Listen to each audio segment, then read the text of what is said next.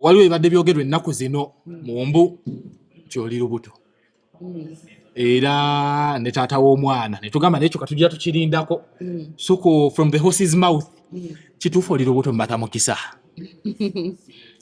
Nzikange abagaba mbuno nze mbadde ku celibate journey. Obadde ku celibate journey oluzungu tugondezeemu. Mbadde mu byakwekuuma kuva mu bintu ebyo bireeta abaana byebaddemu. Obadde togikwata ku constitution? Sawagamba ati mbadde mu celibate. Kati ate wagivuddemu? Wagivuddemu? Nkyali kujja n'ekitambuza ekyo kintu n'obwana omuto asobola okukola ki okukiraba so obuto tebukola ki terwekweka tetunakulaba olunaabeerako oba olunaabeerawo mujadde oluba teruliiwo temujadde. Inbox abasajja abalimu abasajja abali bakuwa ku ssente zaabwe abakola otya? Muno abantu bantya ate nafunayo n'omugagga omu nafunayo omugagga omu gwe nabagamba ati nafunye omugagga Mustang.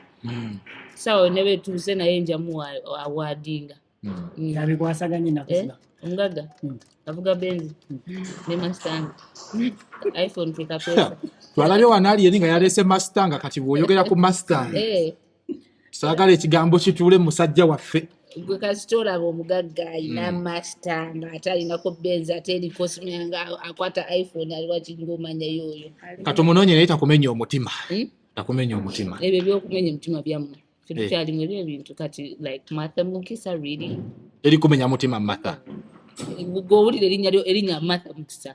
Martha abakusalako ebigambo nti ogenda kuza olw'okuba ne Shiba yazadde how true is that?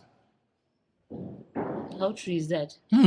Olw'okuba walabye nga Shiba yazadde n'ogamba nange kati kanteekewo layini era nakyo tekiba kibi nakyo kiba kirungi kubanga ensonga ebeera ekolebwa neshutingibwa target n'ogifuna nebeerawo. So if that's the case ebya nowadays as long as you're happy as long as you're not tewaliwo omuntu yenna gohatinze tolina gohamize waliwo ebintu ebimu nga tebyebereka webibeerawo nga you move on with nekyo nakyo we moved on with life wetuli buno n'abantu mwebali so regardless we move 25 nze ndi muyimbi I'll continue giving you music and I'll continue growing as a woman so there's nothing that ekirina okusurprising anyone because ndi mukyala mukozi nina okukulaakulana nina okukula mentally physically